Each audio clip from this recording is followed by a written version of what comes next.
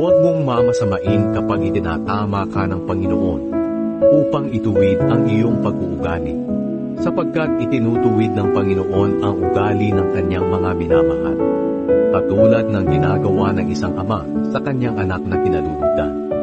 Mapalad ang taong may karunungan at pangunawa, higit pa ito sa pilak at ginto, at sa anupamang mga mamahaling bato.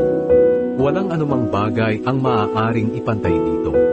Magpapahaba ito ng iyong buhay, magpapaunlad ng iyong kabuhayan, at magbibigay sa iyo ng karangalan. Ang karunungan ay magpapabuti ng iyong kalagayan. Mapalad ang taong may karunungan, dahil magbibigay ito ng mabuti at mahabang buhay. Sa pamamagitan ng karunungan, nilikha ng Panginoon ang lupa at ang langit, at bumukas ang mga bukal, at mula sa mga ulap ay bumuhos ang